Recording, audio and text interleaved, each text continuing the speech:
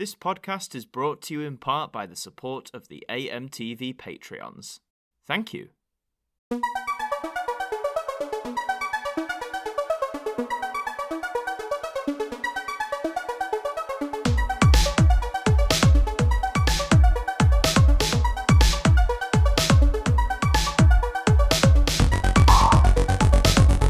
Welcome back to AMTV Radio. This is the podcast where I'm joined by a very special guest each time, and we talk about, well, wherever the conversation takes us, really. And today I'm joined by someone who I would say is a legend in the Doctor Who universe. His work has spanned years across many different formats and platforms, and it's an absolute pleasure to have him here with me today. Introducing Chris Chapman. How are you, Chris? Hello. Not feeling particularly legendary today, but very happy to be here nonetheless. Oh, bless you, man. Well, thank you for coming on. And I'm sure a lot of my listeners and viewers will know, obviously, who you are from your work on the Doctor Who Blu-Ray range, or your stuff with Big Finish, or the Classic Who DVDs. But for maybe that small minutia who maybe found this video somewhere and are going, who is Chris Chapman? Do you want to just tell us a bit about yourself and the work you do? Sure. I guess primarily I'm a documentary maker. I guess is the key thing, and so I make documentaries for television on a whole range of subjects, right the way through from things with presenters to kind of observational films and films with sometimes with actors and special effects and different sorts of things, and that's led me into. Years ago, in 2008 or so, realizing, hey, wait a minute, I'm a massive Doctor Who nerd, and I make documentaries, and the DVDs are coming out, and they're making documentaries about massive nerdy Doctor Who. So why don't I do that? Yeah. And so it's become this kind of essentially professional hobby alongside my kind of main TV work. Yeah. I'll be working on Doctor Who docs, and that spanned about 40 different Doctor Who documentaries on the DVDs. Yeah. Some right crap ones at the beginning. Like if you watch something like the Gallifreyan Candidate or Time Zones on War Games and stuff, there's some proper stinkers. But then we got better, and that ended up with stuff like Looking for Peter and Living with Levine and Haydock versus Havoc. There's a kind of Toby Haydock theme to this. And then we finished the range, and then thought that was the end of the dream. Yeah. And then we started doing Blu-rays, and suddenly you've got a much more, I think, ambitious, slightly higher budgeted, far more, I think, vibrant and colourful version of what Doctor Who extras can be, and that's what we're making now. So whenever there's a collection, I'll probably have made 1 or 2 or 3 new kind of standalone films for that set that are bespoke to that release. And yeah, I mean, basically, I'm like a pig in shit, really. It's a beautiful, lovely job for a big nerd to do, and I'm one of these fans that loves, being a Doctor Who fan's like being a football fan. Like how you've got your team and you support them, rain or shine. You turn up, you cheer, you get annoyed when they disappoint you, but you're there. You're there for life. Yeah. And I feel like that with Doctor Who, that I can look at every single season and say, well, I like this about it. Yeah, I didn't like the Arrow. At least I like this, and hopefully, I think the whole team on the Blu-rays is like that. That we want to see the good, because there's somebody out there for whom that particular season was their launch pad to loving the show. So you have to respect that person. So we have a lot of fun, basically. Absolutely. And I think that's what you just said there about each season could have been someone's jumping on point. What I loved, I mean, at the time of this recording, the season 24 box set has been announced. I don't think it'll be released by the time this goes out, but it's been announced.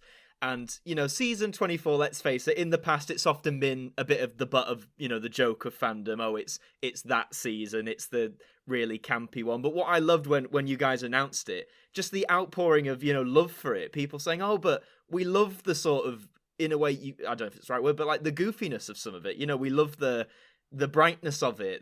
And like you said, lots of people saying, oh, but this was my introduction to Doctor Who, and I loved it. So I think that's what the collections, from a fandom perspective, have done. It's when you go through different seasons, even the ones like season 24 that maybe in the past had this sort of negative reputation for some reason. I don't know why.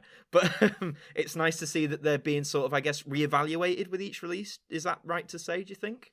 Well, no, I think so. I think that's the unique thing where when we were doing the DVDs and you'd be looking at an individual story, it could become easier to kind of just slightly dismiss something and say, well, this release, it's not anybody's favorite, is it? Sure, So maybe there's not the pressure to put the amount of stuff on. We can do that as a more of a vanilla, and you'd be making all these subjective calls about what was important Doctor Who. And the lovely thing with box sets is you can't do that because you've got that whole season. You can't hide from that season. You have to embrace it. Absolutely. And something like season 24, I think rewatching it, obviously it was very contentious when it came out and continues to be in some places. I think the big saving grace of it is just how much of a weight feels like it's lifted off the shoulders of the program after years of continuity and returning monsters, and then the show literally being on trial, like art imitating life. The season before, you've got this season that doesn't care, and it's just kind of this freewheeling, light-headed. Sometimes it's silly, sometimes it's daft, and sometimes I think production values probably do let it down. Sometimes. Other times it's doing things that the show's never done before, and it's being more ambitious in the staging than it's ever been before, and it's genuinely light on its feet and charming. And I think when you remove that pressure of saying this is what Doctor Who is now, this is the Doctor Who that's going on opposite Coronation Street or Family Fortunes or whatever it might be, once a season you can look at it with time, it takes that pressure off. Even with Jodie now, there's so much pressure on this is what is Doctor Who now, that it gets in the way of actually finding a way of enjoying things, which is a bit sad. No, I think you're absolutely right. And I mean, in terms of, as you say, you started with the DVD range, I believe back in, was it 2009? Did you say, or 2008? Sorry, you jumped on the DVD range. I think I started talking to Dan Hall, who was in charge of it in 2007. By which time, I mean, the range was kind of 7 or 8 years in, I think, and it was over halfway through, certainly. But it was about the time that they were stepping up the volume and making a lot more, trying with more box sets and so on at the time. So that was about 2007 that we came in. And I think what people love, though, about that, well, I think particularly, the last half of, say, the Classic Who DVD range, from, say, when you jumped on till 2014 when it ended, was that just the abundance in any case, even on the, say, stories you say that maybe didn't have as much special features, that they were still there. Because I remember, in the early 2000s when DVDs were still quite new and novel, you could buy a latest movie and it'd be jam-packed with, even weird and random special features. Whereas I remember in the 2010s, I always remember Disney, that the ultimate money sucker, released all their animated classics, but with like numbered spines and in pretty sleeves. So of course my head was like, oh, well, I've got to get those. But I remember on the DVD, there were no special features whatsoever. And I think for a lot of people, the Classic Who range in that time represented, I know for a lot of people, me included, those were the only DVDs I got that still, let's say, made an effort to put. I think a lot of companies had just given up for whatever reason. Yeah, there's a kind of golden age in the noughties, isn't there, when DVDs have just got massive, and you had DVDs like The Matrix and Fight Club early on that didn't do that much, but they did enough stuff that we'd never seen before. So you go on The Matrix and you'd have the Follow the White Rabbit thing that you could click on, or Fight Club had these great commentaries that I remember listening to the Fight Club commentary and thinking, this is great. I've never heard a commentary before, and so you get that holy grail of things like the Alien quadrilogy, where they have about 6 hours of documentaries, or like the Lord of the Rings sets, the extended editions. I used to hoard over those films because they were just exhaustive, and they had access to everybody. I think that has changed. I think it got to a stage where maybe for the public, the novelty value of DVD extras probably started to wane a bit, and at the same time digital avenues came up where people thought, I don't really need to physically own this anymore. And now, if you buy any movie, unless the people behind it have really made a point of it, like if you get like an Edgar Wright Blu-ray now, that kind of, if it's a slightly more artisan kind of audience, then they will still make a fuss. Or I just bought a Dawn of the Dead massive Blu-ray thing, which has got like books and soundtracks and 4 different versions of the film. So for niche audiences, it's still there. But it's kind of amazing that the collections are still able to exist in such a big way. But it's almost like you have to have the physical media now exists really for a targeted audience rather than the mainstream audience. Yeah, no, absolutely. And I mean, with some of the, because as I say, you've done over 40 documentaries now for Who related projects. You already mentioned some of them by name. I was just going to say that was 40 for the DVDs. So right. 20. This is the insane thing about this, that we're now talking about 60 odd films about Doctor Who that I've done, which is kind of insane. Sorry, but I've got you. So No, it's fine. So I mean, it's understated. You've done so many, which is brilliant. But one of the ones I wanted to touch on from the DVD range that I think surprised me at the time was you mentioned it, Looking for Peter on the Sensorites DVD. For those who aren't aware, Peter R. Newman was the writer of the Sensorites, and it was his only Doctor Who script. And I must admit, I think 15 or 16 when I first watched the Sensorites, and I saw the documentary, and when I read the premise, I was like, okay, this will be interesting. But you guys did it in such a way where you do really get invested, and you want to know more about this man. You want to know about his work and his life. But as I think Toby says in the narration, trying to find any info on him or was it as challenging as Toby made it out in the thing to put it all together? I mean it was, and that was it. We genuinely went into it not knowing quite what we'd find, and certainly that kind of scarcity of information about Peter R. Newman is true. That he really was a figure that we knew almost nothing about, and had died far too young for Doctor Who fandom to take hold of him. With a documentary like that, there's a certain amount of prep that you have to do to know that the program can be made. So for instance, we would have we featured Peter's sister and his niece in the film, and so I would have been in touch with them. Richard Bignell and I basically did some digging early on to say, is there a story here that we could tell? Do other families still with us? Are the people that Toby could meet? So we had that. We knew that they existed and were happy to take part before we shot anything, as you kind of have to really to know you're not just going to be wasting money. But the important thing on those is what you keep from the presenter. So Toby doesn't know any of this. Toby exists in a bubble of beautiful, blissful ignorance where he's coming into it, and we've given him a rough idea of, you're going to be turning up here and then we're going to be going over here. But I really, on those films, try and keep things from Toby, and he's quite keen on that too. He would say, no, I don't want to know, just give me a general idea, but I'd rather not know what you know. And that for me means that the program can happen, but everything you're seeing in the program is genuine. And if Toby looks surprised, it's because he is surprised. And when he listens to the recording of Peter's voice at the end reading Shakespeare, he'd never heard that before. So I'd heard that, but I'm protecting Toby's experience so we can record it. And so that is genuine. But I think on that one, I think it almost didn't happen because we shot the first day and there was going to be a gap between the first and the second day. And the second day was going to be when we were going to meet Peter's surviving family. And in between, the family had been in touch to say, I think somebody had been quite poorly. I think another family member had been really seriously ill. And they were saying, basically, we can't do this at the moment. There's too much happening in our lives. And I'd said, obviously, life comes first. Of course, Do not worry about us. And we downed it for, I think, a month or two, a couple of months, in the knowledge that if they'd come back and said, we've changed our minds, then you kind of have to stand down the whole film, really. Because if that film didn't find the family, it's kind of a bit pointless, isn't it? It's kind of a bit of a nothing.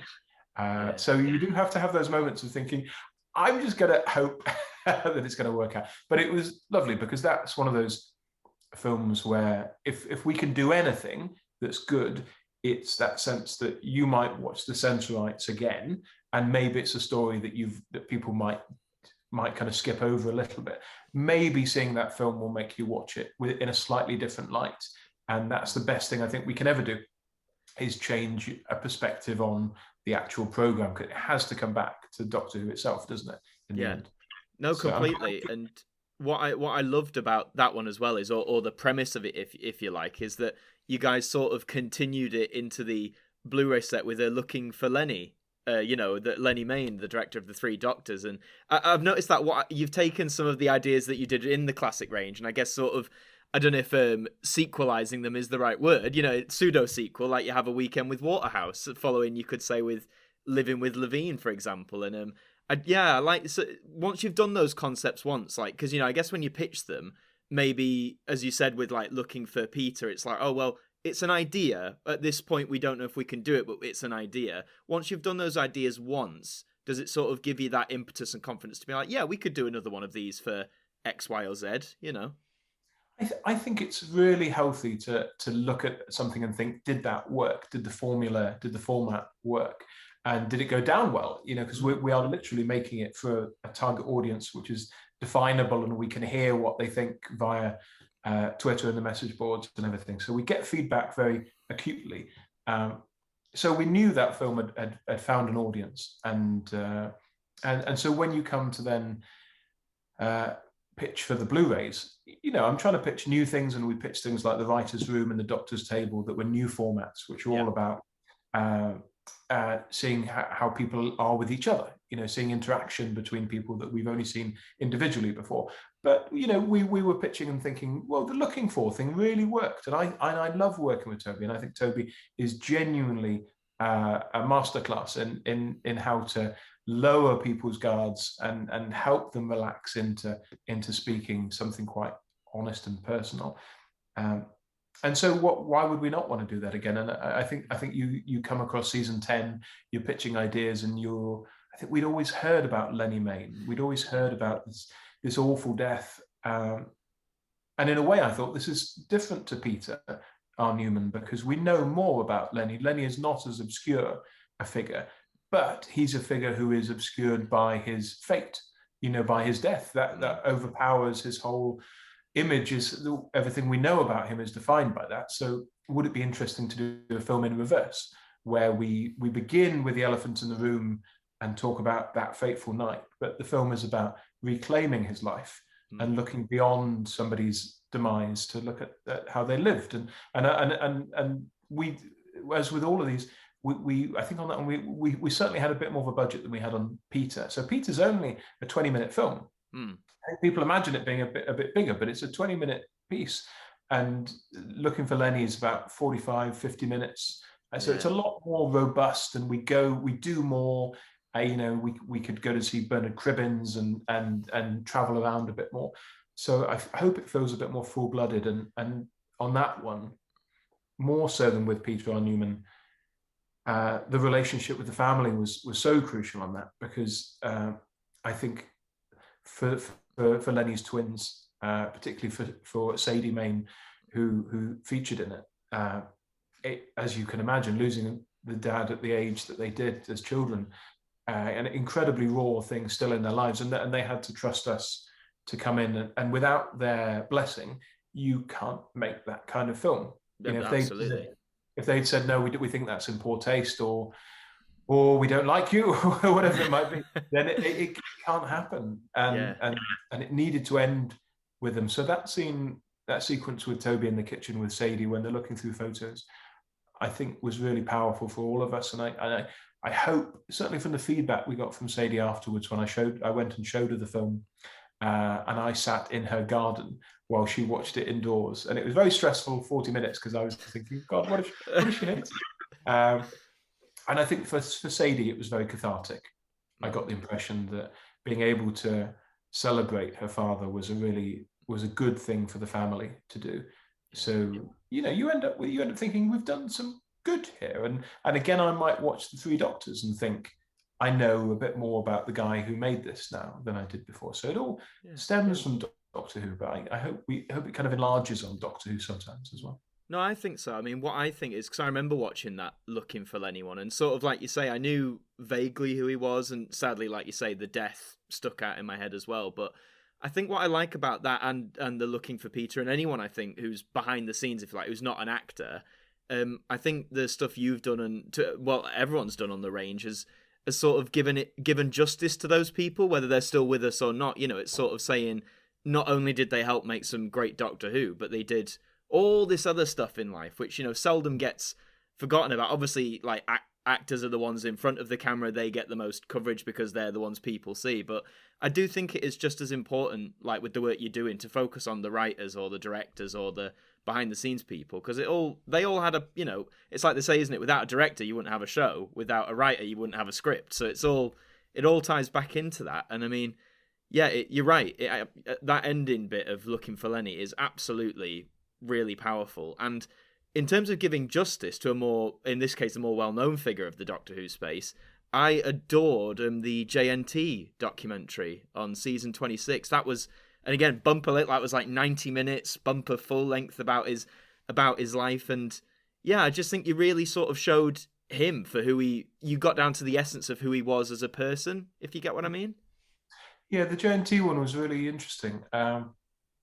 I'd been inspired a bit by reading Richard Marston's book, by reading the Life in Scandalous Times.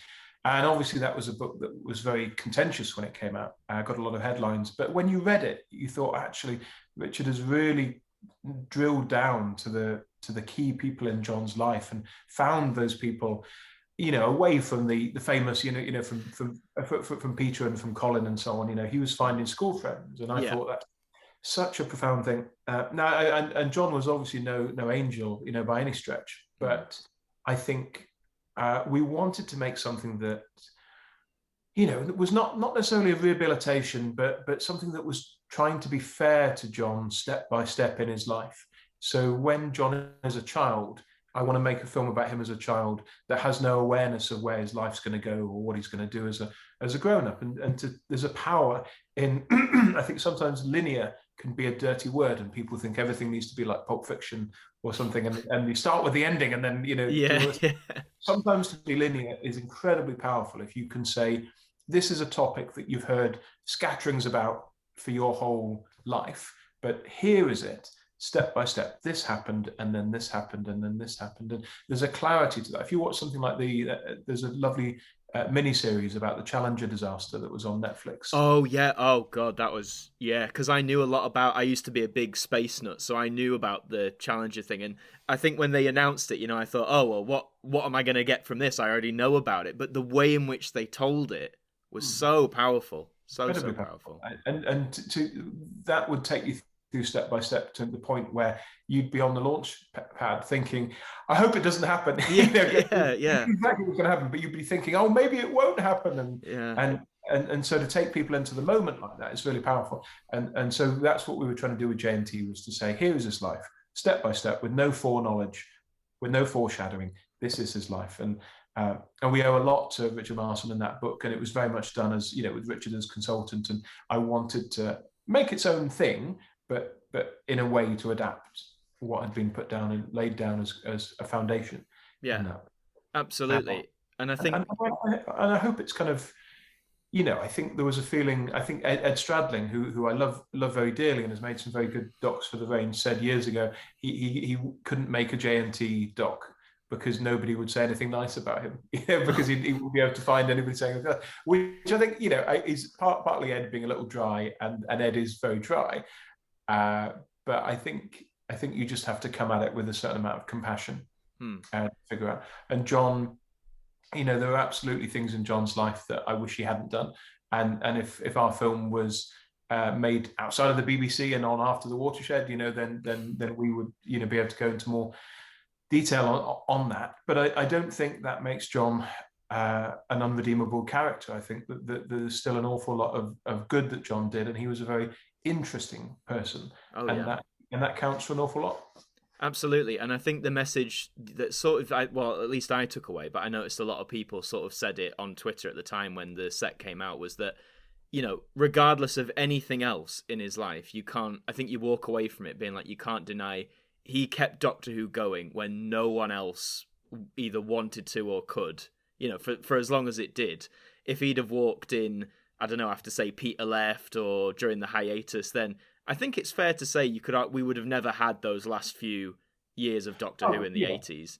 Completely. I think it would have come back in some form, whether that was in 2005 or earlier. But I mean, absolutely, if he'd left mid 80s, or after the Five Doctors. Well, I think if he'd left when he wanted to after the Five Doctors, I think it was on enough of a high then. Yeah. Somebody would take it over. But as you say, if he'd left around and kind of either side of trial, essentially, it would have not come back. Absolutely. Yeah.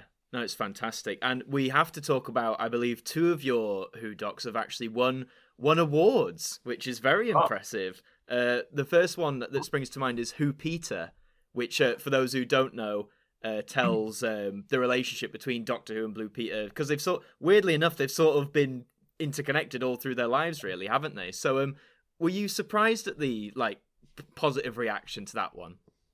Well, actually, it's a bit of a cheat because Who Peter won a portfolio award. So it was an RTS award, but it was one of 3 films I entered from my own work. And so it didn't precisely win an award just for itself. Unlike the other one, Cookbook, which genuinely did. I mean, Who Peter was a really watershed for us because that was the first really big one that I'd done back in 2009. And we shot in the Blue Peter Garden for 2 days, just months before they demolished it, and probably dug up Petra's bones and everything.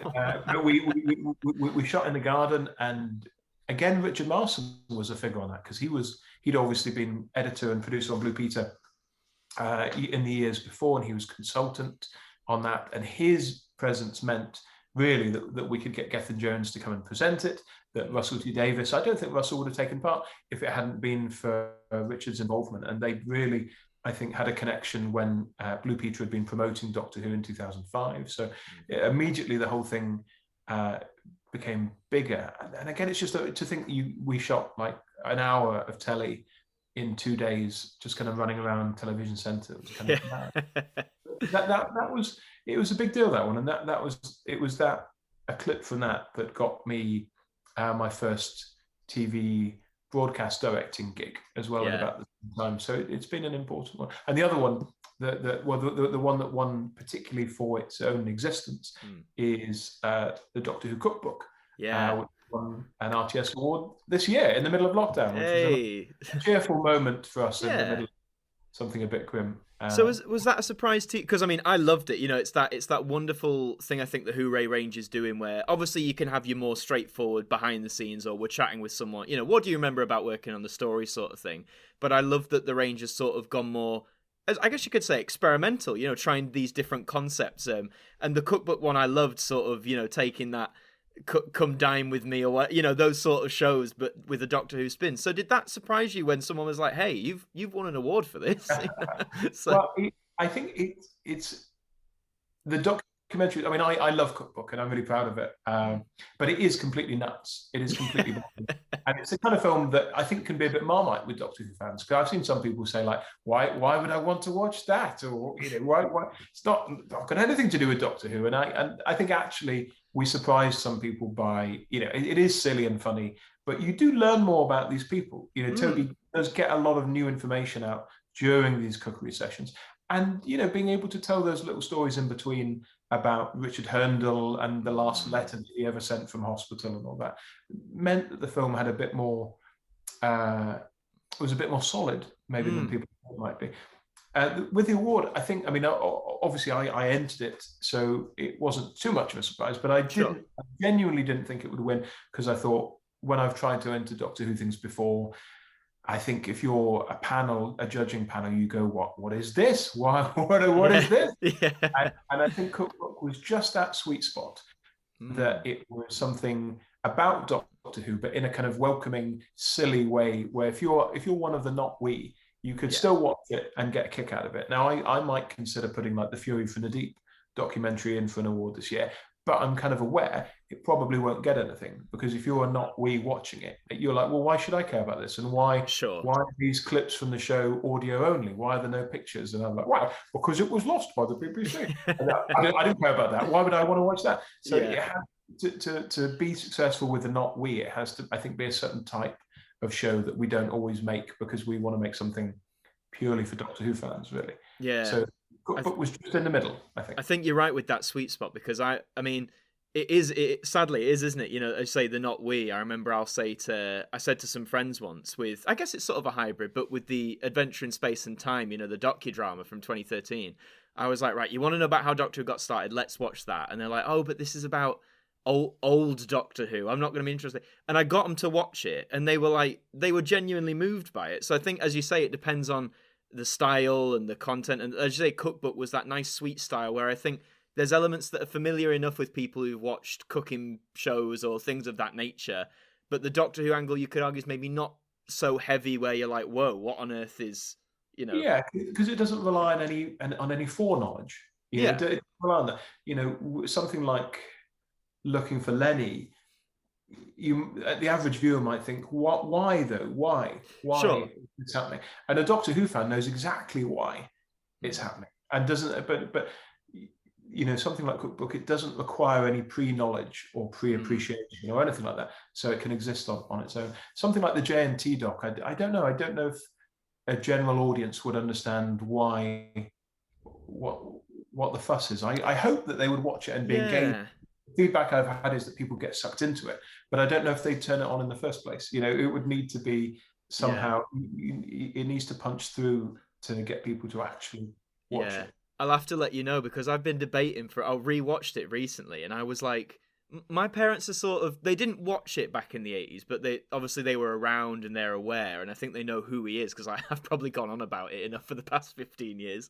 But I do think, like, oh, you know, if I stick this on, will it be something they... And I think I'm going to try it, you know, I'm going to sit him down and say, give him a bit of pre-context, so I know he was the producer in the 80s, but maybe that's all I'll tell him. So yeah, it'd be interesting. I'll have to let you know on that one, see how the not we's, if you like, appreciate something like that. So I hope it's a bit like Adventures in Time and Space. Because the reason that worked for your friends, I imagine, is because it's put together as a proper character drama where they could be making any show. They could be making Star Trek or Quantum Leap or the Time Tunnel or whatever it might be.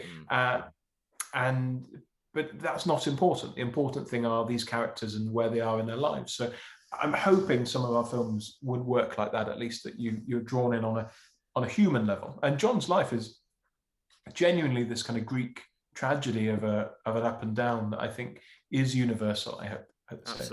Absolutely. So going back a little bit to 2014, like you said, that was when the DVD range wrapped up. I think it was technically the Web of Fear, I think, wasn't it? The last one after they found it that got released, I think, or yes, maybe. But there's a gap, isn't there? I think that and Enemy were kind of released a little bit after the fact. They were, yeah. But so proper release, was it something like Zygons or something? Didn't they say? I think before any like animations or anything like that. I think it was. Yeah. I think I read somewhere that Zygons was intended to be the last one, and then they decided to do the animation of Moonbase and then the Underwater Menace and all that sort of stuff. But yeah, Zygons might have been the last full one, if you like. But so when it did wrap up, then, as you said, sort of the dream was over, so to speak. So at that point, before any talk of Blu-ray sets or anything like that, did you ever think you'd be able to make Who Docs for a physical release again, or did you genuinely think, as far as physical goes, this is it now? Yeah, it seemed like a very natural end of it, because we'd released everything. It wasn't that the range was cancelled or anything like that. The range had literally succeeded in its premise and completed its assignment. So it felt like a very sensible place to stop. And it coincided with, I think, I did a couple of Who-related things in 2013, where I did a documentary for CBBC called I Am Ethan, which was about a young deaf lad, he was a mad Doctor Who fan, so I got permission to illustrate Doctor Who shenanigans happening around him. So he was getting chased by Daleks or traveling by TARDIS, and that was quite Who-y. And then I did the VTs, or most of the VTs, on the Doctor Who After Party. Yes. And was there as a kind of runner almost on the night itself, on the infamous night itself. And so I think by the end of that, I probably felt a bit hooed out, and I felt like, no, I went off and did other telly and various bits and bobs. And I think what brought me back was actually writing for Big Finish, first of all, I think. And then hearing about the Blu-ray range. And I initially was a little resistant, because I thought, well, I've done that bit. And telly people can be very pigeonholy about, oh, you've done this on your CV, what does that say?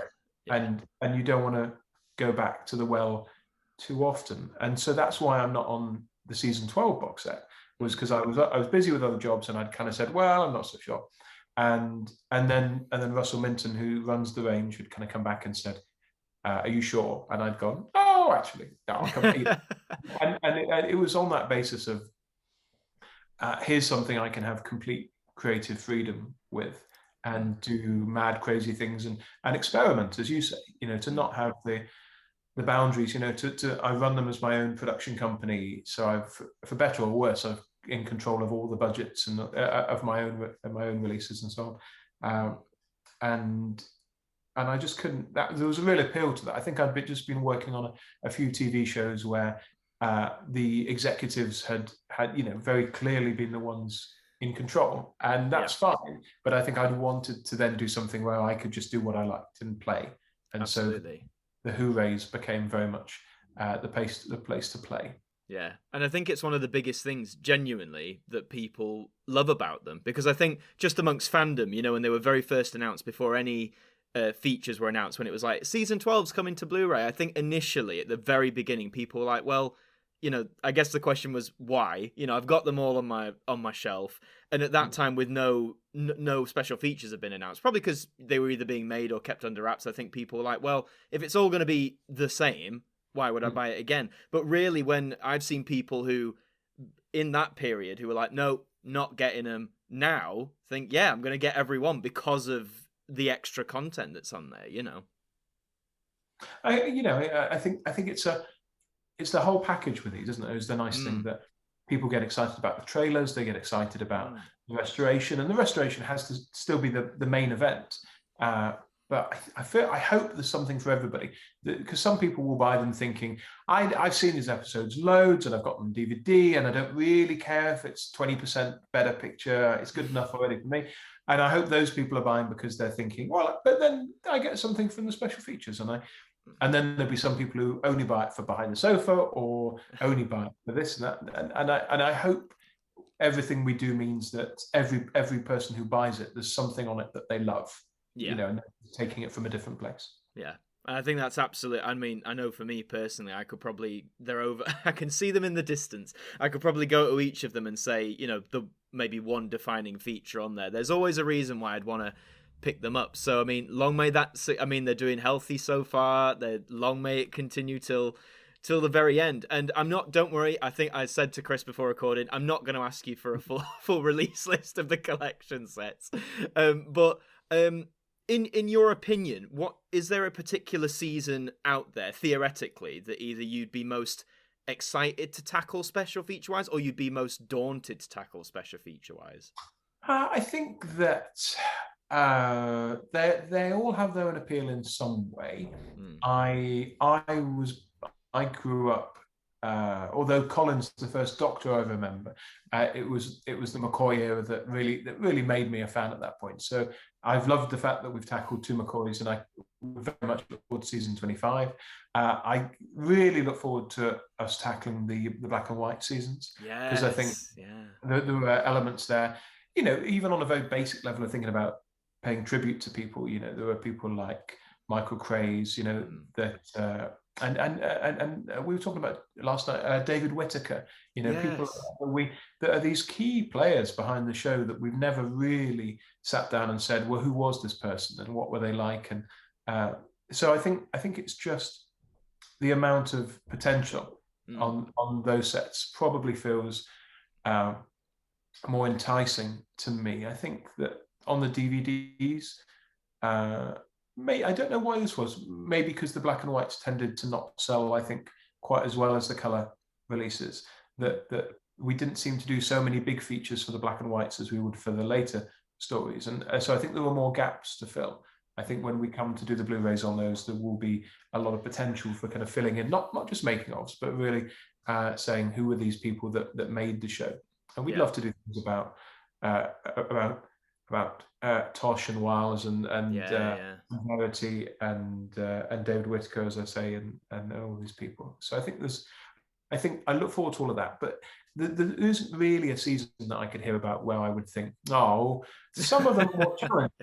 Some of them, certainly, when you look at something like season 7 and you think, well, obviously guest stars and co-stars survive, but so many of the movers and shakers behind that are no longer with us.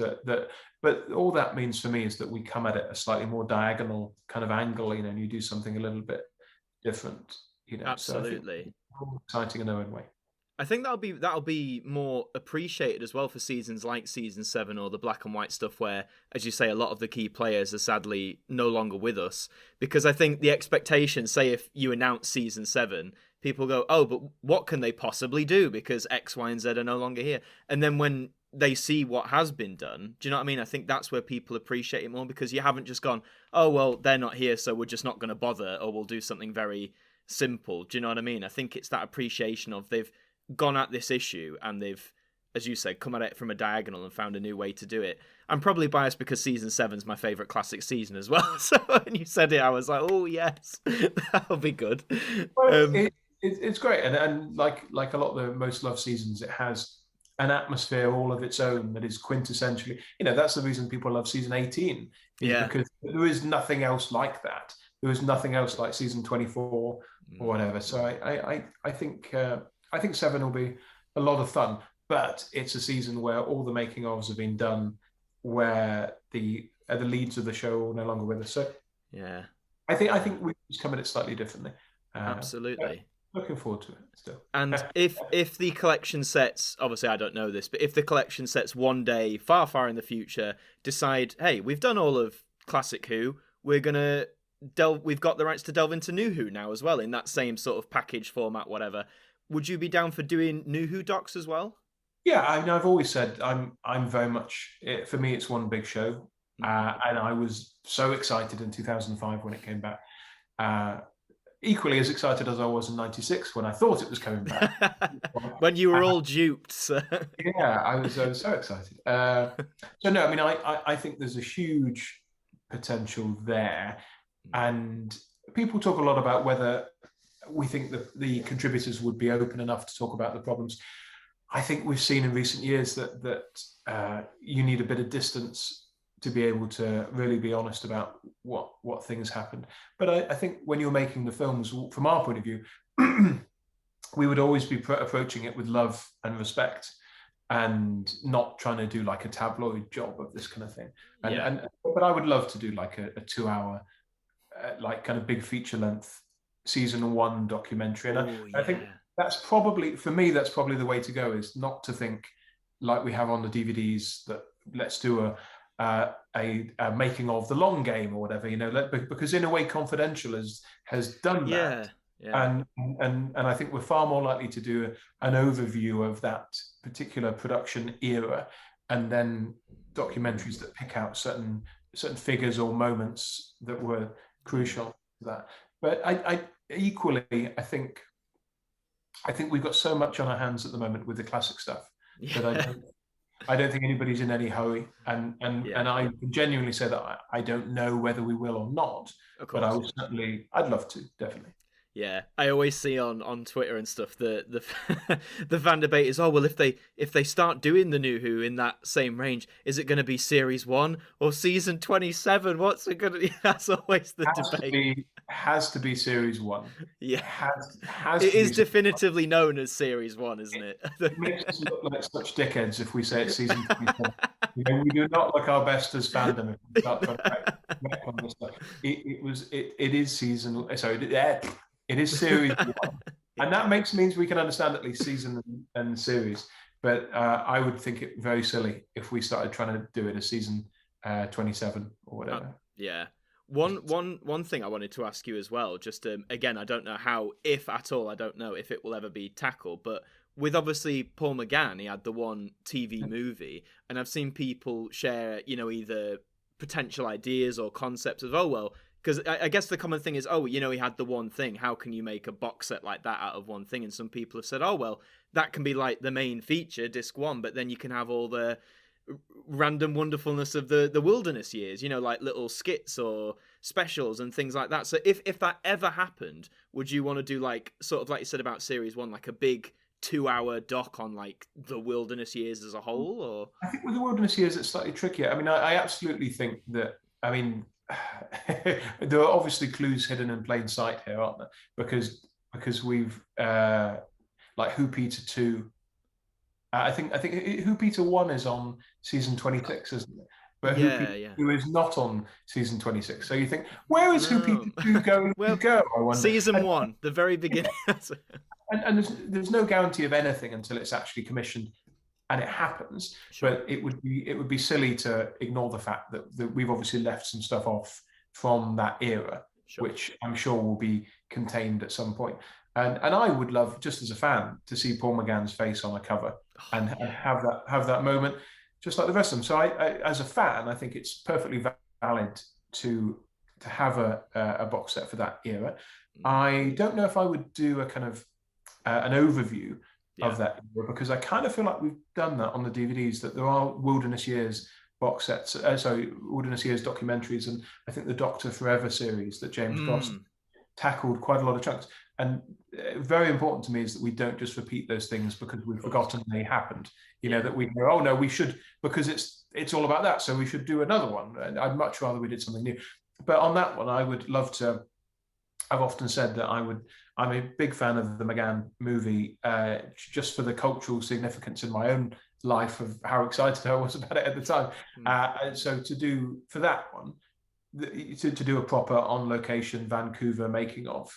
You know, Ed Stradling did a wonderful documentary called The 7-Year Hitch. Yes, yeah. But that documentary is only about the commissioning process and the development, and stops at the moment when it starts shooting, essentially. So I'd love to do a proper, get the whole cast back in the alley in Vancouver, kind of. Imagine. Have Sylvester coming out the TARDIS getting shot again. You know, I'd love to do all of that. So again, I think there are fingers crossed. Maybe one day.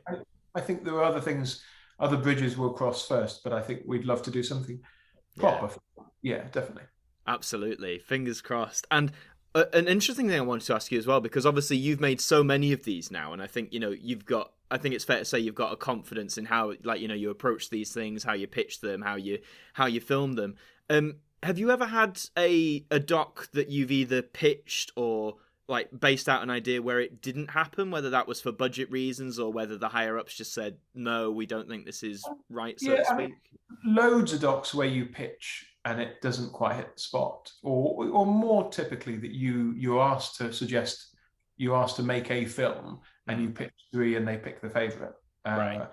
Normally in that situation, their favorite's also my favorite, and I'll be pitching 3 in order to have a selection, but it's very clear this is the one we should go with, so that I don't look at it and think about any major casualties along the road.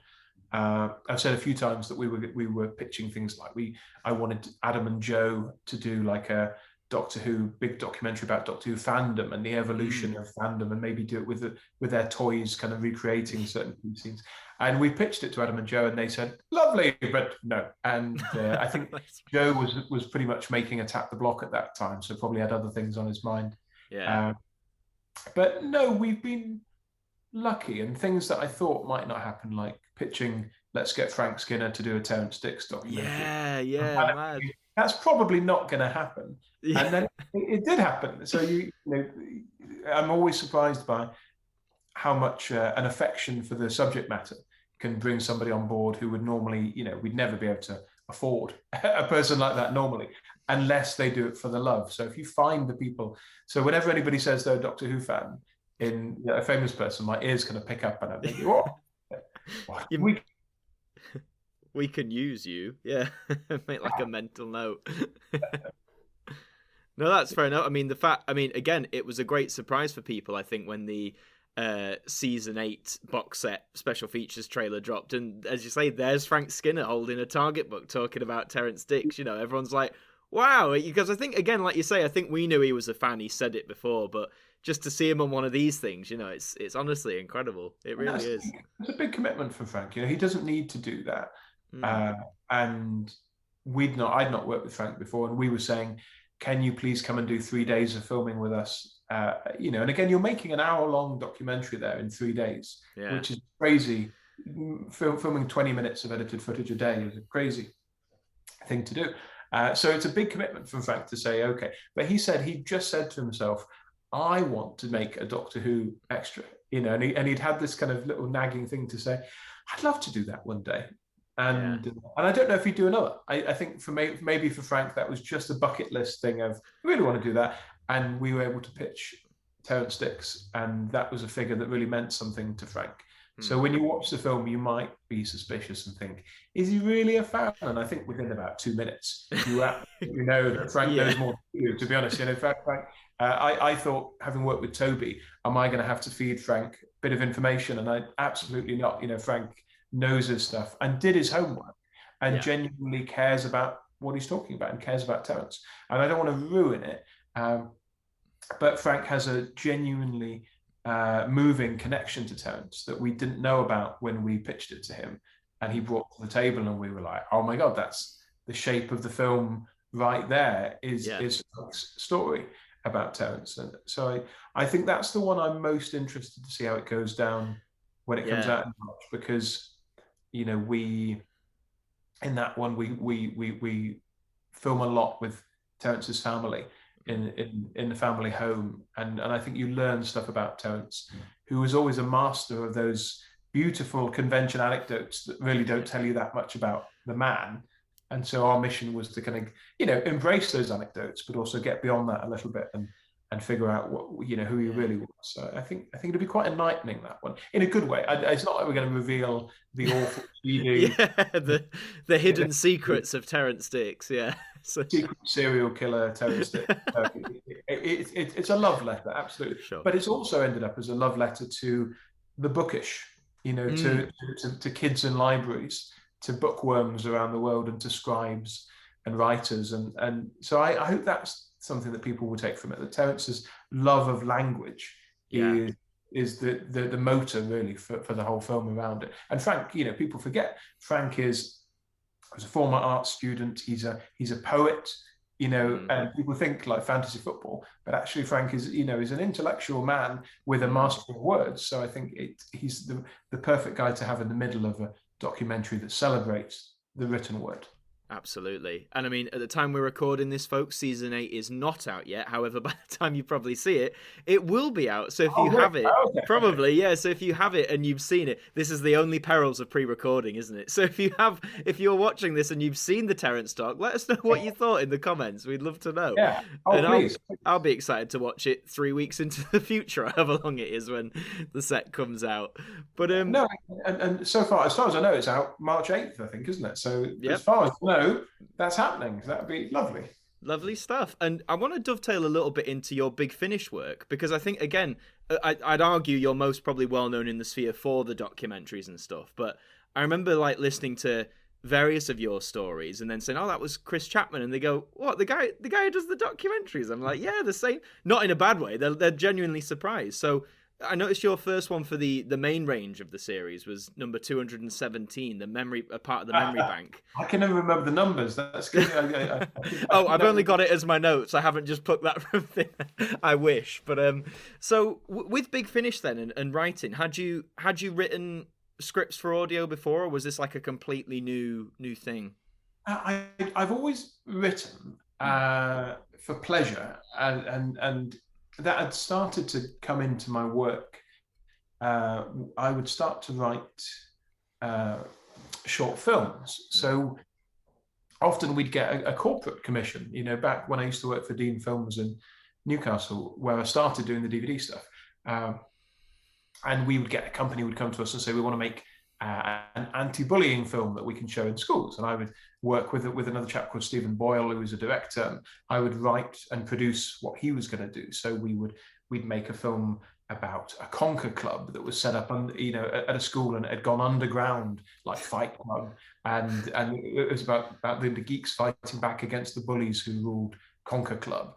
Right. Or we do like a pension company gave us 50K to make a 10-minute film about a couple, an elderly couple coming back from the future to the modern day to sort out their younger selves and to get a pension.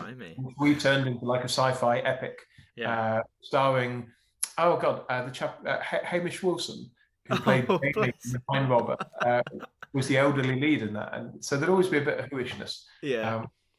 And I think I had worked with Nick Briggs from Big Finish on the DVDs because I'd got him in. I used to listen to the podcast, the Big Finish podcast, and they would go on about Death to the Daleks the whole time. And when we did Death to the Daleks, I contacted Nick and said, would you like to come and be the voice of the Daleks and be our narrator for the film, which is like within the Dalek archive? And also I interviewed him then as like world's biggest Death to the Daleks fan, just because I wanted a fan perspective in it. And we got on well. And so I said to him at the time, would you mind if I pitched something for Big Finish? So it was completely corrupt. You know, it was basically just using the position I was in to say, please. And then I didn't do anything for years, like about 4 years. I just got distracted by the work. And then I had a bit of time off between jobs. And I thought, why haven't I done that? That's an open door to do something really interesting. And I think I was a bit scared of it. And then I pitched, and the memory bank is all about a planet where if you're forgotten, then you cease to exist. And this was all built off the fact that my father had died, and I was worried about forgetting his voice, or what he looked like, or what he acted like, or what he felt like to hug, or whatever.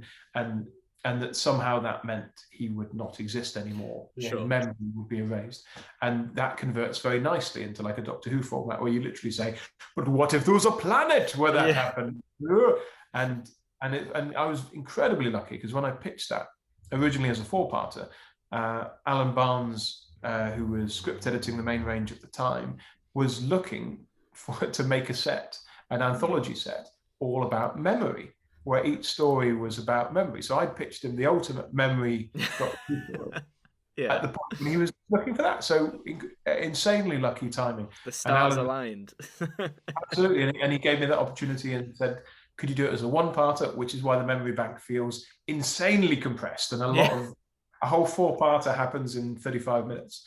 But, you know, that was then I could pitch kind of stuff from them. And I think I've done 8 or 9 of them, I think now. Yeah. I mean, your most recent one for the main range is obviously sadly going to be one of the last of the main range, which by the time this is out probably would have come to an end by now. But it's a Plight of the Pimpernel, which I loved it, and I mean a lot of people on social media said they loved just like the whole style and tone of it as well, and how it fit really well. So when dealing with something like that that's say a bit more historical based, because I always find it interesting with writers when they maybe do a historical, like is it much more difficult than doing a more like straight edge science fiction, or is it easier, or how did you find it? I mean, I've done a bit of both on the range, and I've never done a pure historical. I know the message boards always say, oh, I wish it was a pure historical, and I just like science fiction, and that's the reason I come to Doctor Who. Like I do like a science fiction history mashup.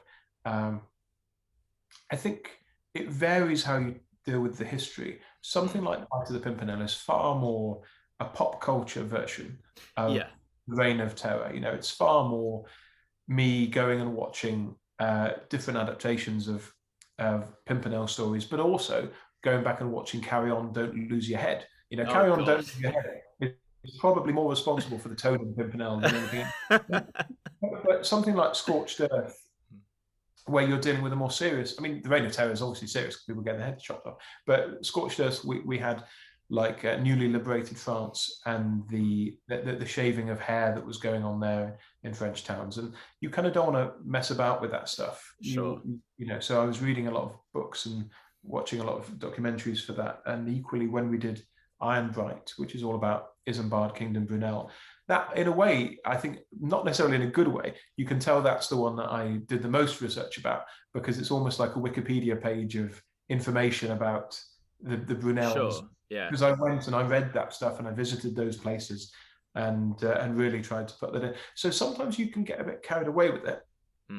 Whilst with a science fiction thing, something like The Middle, when it's a whole planet history that you're making up, as long as you're consistent with yourself, you can kind of just go a bit mad, I think. And there's certainly something quite fun about not having to worry. We've just done one with Tom called The Friendly Invasion, which is set during set partly in a pub in World War II, in an English pub.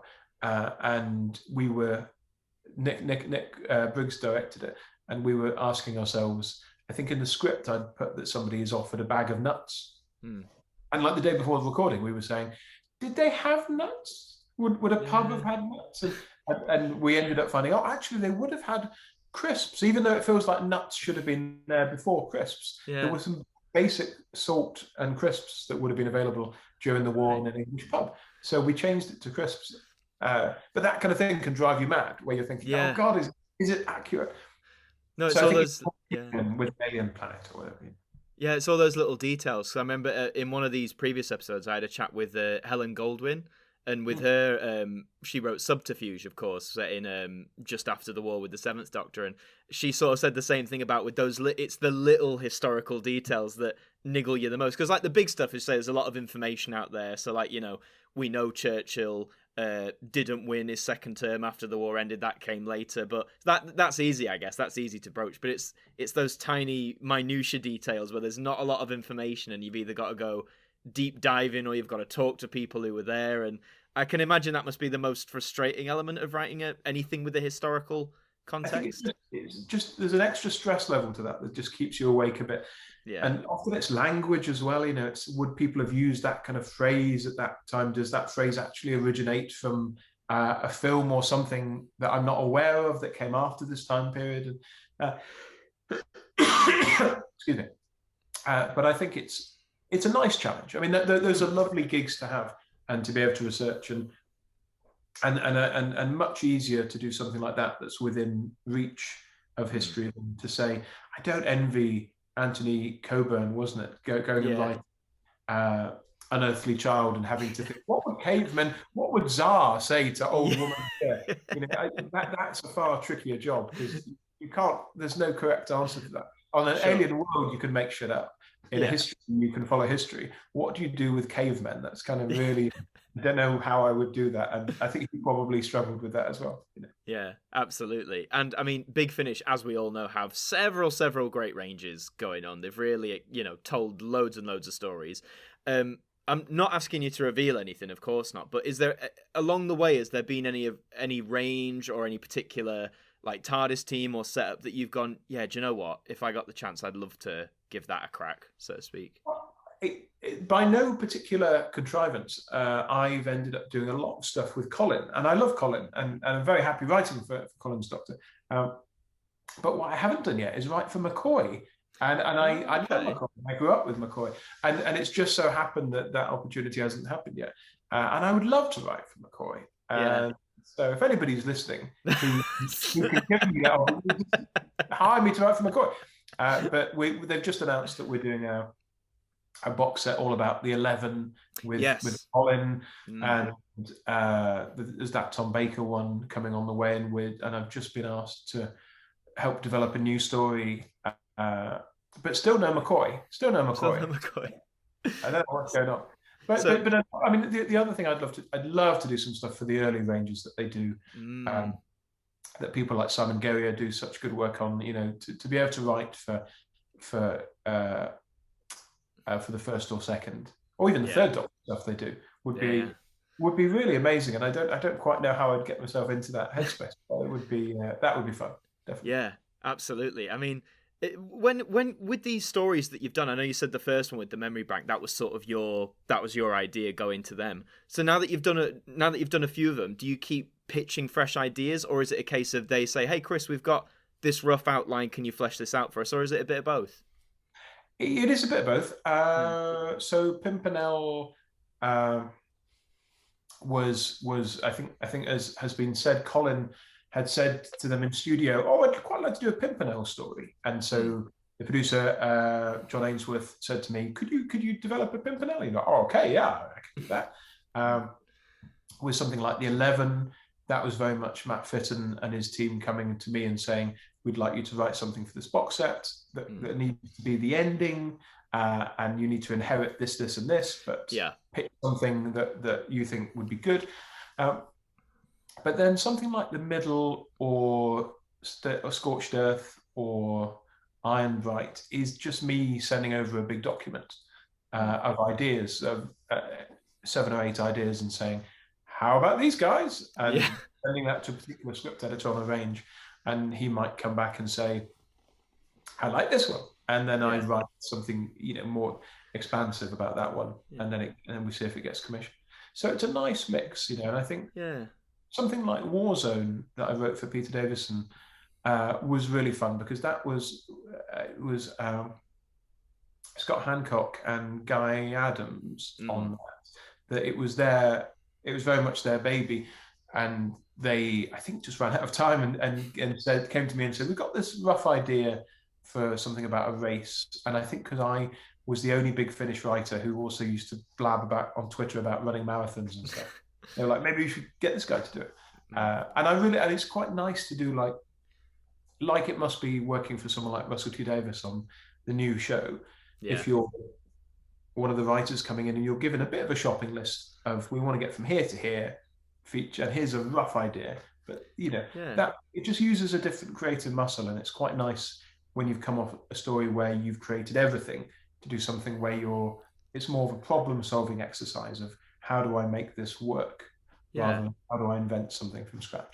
It's a nice balance, I think, as well, because then, as you say, you're not constantly burning yourself out thinking of stories every left, right, which way, but then by the same token, you're not also just, as you say, you're not just inheriting things. You are doing projects that is all your own. And just, some people will be like, what are you doing, Adam? But to move away from Doctor Who for a second, also, I think it is important. So you do a lot of work that is non-Who, of course, and like I noticed a lot on Twitter, you do a lot of stuff for Countryfile, which currently precedes Doctor Who on Sunday nights when it's on anyway. So as for you then, as you say, as a lifelong Doctor Who fan, I know earlier you said sometimes it is nice to sort of either step back or step a bit away from that world. Is that like a nice release doing Countryfile, or are you also like passionate about those subjects as well? Well, I'm passionate about telling stories, and I'm passionate about telling stories through television. So a lot of the other shows that I've done a lot of stuff for CBBC, and I worked for 3 years on the Our School series that Richard Marson looks after for CBBC, and I've done 2 stints on Countryfile. I did a show with Paul O'Grady a couple of years ago. I've done stuff in the Natural History Unit, and I've made documentaries about all sorts of things that I've kept. That for me, the important thing there is character, and is human beings, and I kind of think whatever the subject is, I'm doing Countryfile with no background in agri, or kind of the animal side of things, but I'm coming at it as I'm interested in these characters and these people, and actually, it was it was a lovely job to do, because we were filming. I've just finished 11 months on the show, and we filmed all the way through lockdown. So I started that gig on the 1st of April, 2020. And the first shoot that I did was driving from my house to Gloucester, which is about an hour, 20 minutes, down the motorway, empty, at rush hour, in the middle of the first lockdown. To be still working at that point felt kind of special, and Countryfile was one of the few shows that could continue in its normal shape to an extent that it was me, literally me. I was a one-man crew on a lot of those, recording cameraman, sound and directing and writing, working with a presenter in a field with a cow, and there's something quite good for the soul about that, Absolutely. I really enjoyed it, and I work a lot with Adam Henson on Countryfile, and he's a really lovely, down-to-earth presenter. So I had a great time, and I don't, and I make it in the same way that I make the Doctor Who's. It's just on a different topic. And I think whatever you're doing, having done 11 months of Countryfile, I left because it's a very sensible point to then go off and do something else. Absolutely. And the nature of telly is you're constantly airdropping yourself into topics you know very little about, and you have to become an expert very quickly. Which is the advantage with Doctor Who, is that I'm not at a Haydock level, but I know enough to be able to jump straight in. Yeah. No, I think that's a good thing to point out as well, because I know, like, I've recently applied for a researcher job. I'm an actor by trade, but I'm of the belief that you've got to try your hand at everything, for Channel 4. And at the time of this recording, don't know where I'm at with it. Hopefully, future Adam watching this will be like, yes, I got an interview. But thank you. But I noticed in the application it says, here's some of the production companies we work with. Here's some of the stuff that they do. And, some of them are topics I might have a fleeting knowledge about, some of them. But I think they've sort of embellished what you said as well, saying, don't worry if you're not a bona fide expert. It's not necessarily about that. And I think you've just summed it up. It's more about, well, your work ethic and how you approach it and how you tell the story of the subject, rather than, obviously you've got to do your research and know something. But yeah, would you say it's not about being too daunted by saying, here's a topic and going, oh God, I know nothing about that. That's... It's just how most telly is made, that people, shows, certain programs exist for such a small amount of time that if there's a series being made on a particular subject, that might just be 6 episodes and then that's it, and it never exists again. Yeah. That's crewed up by people who have worked on dozens and dozens of other different documentaries. You can't just be good at one thing. You can't just be knowledgeable about one thing. You have to be adaptable. And the Doctor Who cottage industry is kind of unique in its own way, in that it kind of it feeds upon this one singular thing. Yeah. And a lot of us, feel like at times, I think, all through the Doctor Who business, you get I've seen very talented writers at Big Finish saying, I've been writing every day for 5 years and I can't get an agent, which is nuts. But it can be an industry, it can be a cottage industry that limits you. And you have to fight that where you can. It's hard to. But I do think in telly terms, if you have a love for story and for people, and for words and for technology, if you mix all those things together, you can kind of do anything. You can do any topic, and anybody who says you can't has just limited themselves gigantically in the process. So my CV probably destructively is quite eclectic, and you watch it and go, oh, he's this kind of guy, and then, oh no, he's that kind of guy, oh, he's that, and I don't know if that's a good thing or bad thing. Some employers want you to just be good at one thing. But I don't want to do. I want to try and be good at lots of things if I can. No, absolutely. And I mean, I thought what might be nice to sort of round everything off, I did want to ask, is, I mean, you might see, there's a lot of us now in the fandom, both young and old, who make a lot of quote unquote documentary content for platforms like YouTube, nowhere near as polished or with budgets or anything, but, content where it's focusing on, say, a subject of Doctor Who and telling a story. Like I'm doing one at the minute about viewing figures, like how season by season, not just saying, oh, look at this story, it got X amount of viewers, but about delving into why did it get that many viewers? What was the competition? What was the behind the scenes? All that sort of stuff. So there's a lot of us who do that on different elements. So for those of us who have an interest or a passion for making that sort of content, but maybe don't know either how to, push it forward beyond YouTube or to push it in front of anyone, or maybe you're just nervous to, some people make it for themselves and no one else. What advice would you give to those of us who, I guess, maybe in a way want to do stuff like what you do? Yeah, it's tricky. I think the best thing any of us can do is practice. Yeah. And I'm still practicing. And I'm still, like I say, those early Doctor Who docs that I did weren't very good at all. And luckily I had people who would give me another opportunity, or would see that there was an evolution starting there. I think that's a bit like YouTube in a way, that I was making those films that in the wider world are teeny tiny, and nobody in telly is going to give me a job based on a Gallifreyan candidate, whatever. And I wasn't putting it on my show reel. I was practicing, I was playing, and I was learning about what made me happy, and what I needed to get better at, and what I liked and loved. YouTube's a great place for that, because you should be honing your craft and learning the technology, but just storytelling is such an organic, evolving thing that you can never really know if you're 100% there or not, and nobody can really teach you it. I don't think 100%. You have to just figure out this is how I do it.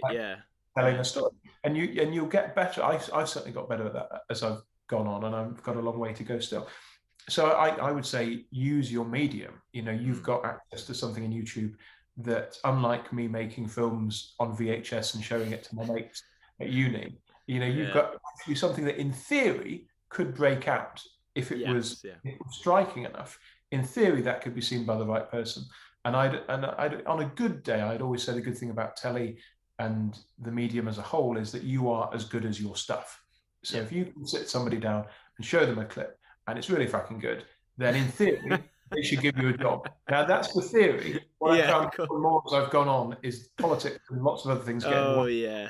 But at a core level, if I was looking for a director of photography and he or she came and said, here's my stuff, and I watched it and thought, that is beautiful, then I would give that person a job. So you're unlike, say, a lot of office jobs and so on, where you're judged in all sorts of different ways. In theory, you're as good as your stuff. So that's a great power to say, over to you, make some stuff. Go forth and make stuff. And then I don't really know, because the hard thing is that first step in. And I got into telly through a junior researcher job at Channel 4 in 2005. And I got in because they were making a show about movies, and I knew nothing about telly and told them that, but I knew everything about the movies that they were making the show about. So they said, well, you can teach us about movies and we'll teach you about how to make telly. And so you get in for whatever makes you unique. I think if you can say to yourself, I am really an expert at this thing, I'm really good at this, and then look at the industry and say, what is the place in this industry where my expertise will be most helpful, and target the thing and say, I'm unique among the people you're going to meet because I give you this. And so that would be my advice. But how to do that changes every week depending on how the industry is feeling and how open it's feeling. But I would also, I'd like to try and give people opportunities myself, and we get runners and editors and people involved in the range, hopefully in quite a kind of open way. So look, if you've got access to stuff already, then use it and make stuff. Absolutely. I mean, thank you for that advice, first and foremost. I'm sure there's a lot of people listening and watching who will appreciate that. And I think from my own experience, and other people have said as well, I think the biggest thing is a lot of us will be passionate about topics, Doctor Who or not Doctor Who, that to us seem extremely niche. You think it's that thing of, you think, oh, I'm the only one in the world who is interested in this stuff. But then you say, I think it's actually giving it a go and just doing it, and then you'll be surprised. Like, I know with me, I'm quite passionate about television idents, like past and present. And as a teenager, none of my friends knew what an ident was, not by name anyway. So it was sort of that thing of, oh god, it's this weird little thing that I'm into, I'm not going to do it. But then I started making review videos about them on YouTube, like critiquing the design, the production, what I thought could be better, what was good about it. And I made them mainly for myself, just to test my editing skills, I think. But then, people have watched them and said, I find this really interesting. So I think, is it about that as well? Not sort of doubting if you're passionate about something, no matter how niche it is, there's always that chance it might find a new audience. I think follow your passions. I think, but I think also do it with an awareness with a self-awareness. That what I was saying about the not we before, if I was trying to get a job, there were certain films I wouldn't send them because I know they will be meaningless to them. But I would think, actually, how would I feel if this was another fandom, like if this was My Little Pony, Friendship is Magic, and I know nothing about it, that somebody sent me, I would need them to help me step into it. So I think what's more important is to think about form and to think about the fact that you may well be making something about a very niche subject that an employer wouldn't understand. That's fine, but you need to give them something to kind of rate you on. So you need to give them something in terms of the way you've put a program together, edited it, shot it, the decisions you've made as to how to tell that story in an interesting, vibrant way. That needs to be the thing that communicates with them, even if the content won't. So, which is, again, the nice thing about YouTube, that you're not limited by a channel saying, oh, now we don't do that kind of thing. In theory, you can do whatever you like. And so I would just say, play and be playful and try different things, and don't feel contained by the way people like me or other people have done things before. Do your thing, just like a writer. As a young writer who's trying to establish their style and what is their voice, you should be doing that as a documentary maker and saying, what is my voice on film, to do that. So I think you just need to look at it from I think follow your dreams, but also think about it from their point of view. Try and combine the two things. I think that's a good method to go on. I mean, Chris, again, thank you for passing on that advice as well. I know I'm sure people ask often, but I think it is important to get that across for those who are either coming into this or unsure about it. So thank you for sharing that experience and wisdom with us. And the only other thing I was just quickly is no, go ahead. Figure out which job you want to do. That's the really important thing. It sounds really obvious, but loads of people come out of film school and think generally, I want to do everything, And if you know your favorite thing is editing, or your favorite thing is organizing things, or your favorite thing is directing things or writing things, target that thing and think, if I want to be an editor, what I need to do then to become an editor is to become a post-production runner at a big editing house, and then I'll become an assistant editor, and then an editor, and then an editor of bigger things. And that's a completely different route than a director would take or a producer would take. Completely different. So the greatest power anybody coming into the industry can have is at the beginning thinking, I know what I want to do. And if you know that, and it's not just an answer of, I just want to make film, if it's really targeted, then be targeted, and you'll cut out half of the bollocks of people taking the wrong direction or ending up in the wrong place. So what were you saying? Sorry.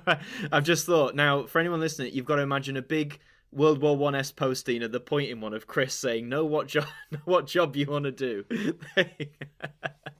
No, you're right though. It is a good mantra, I think, as you say. It was the same in, going to drama school and learning acting, but they still say, oh, but you've got to be flexible, make sure you're up for doing other behind the scenes stuff. And of course I get that, but I think, it is what you say, like you don't want to be accidentally pushed into a line of work that you'll do, but maybe you're not, because that you're not passionate about. Because I think there's nothing worse than doing a job that it's very obvious for yourself and those you're working with that you're not passionate about it, because then I think the overall product suffers as well. Like as you said earlier, the reason I think why the Hooray range is so successful, because everyone involved is very passionate about Doctor Who. If there was a batch who maybe weren't, or like, oh, I'm just doing this because I don't know, I've been paid to, then it wouldn't have the same care, affection, detail, whatever you want to call it. So yeah, no, I think it's absolutely correct.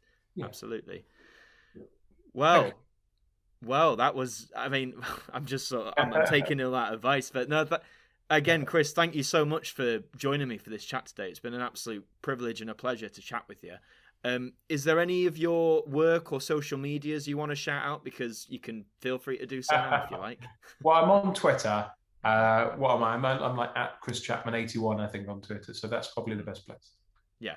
No, I have a website, but I never update it, so don't go on the website. It's really old. I'm exactly the same. It's so when it was like 2015, I think, when it was that point in drama school when they were like, right, you're gonna have to build a website. And I remember thinking then, I was like, surely the social media channels, if you like, are more like Twitter and stuff, arguably are a bit more effective than but they were like, nope, you're doing this website, you're buying your Wix subscription. I was like, okay, I've not updated that thing in years. It's just another thing. It's another job, isn't it? It's just a job, but never mind. So, no shade on anyone who has one and updates it. Just it was never for me to begin with. But anyway, I need to stop rambling.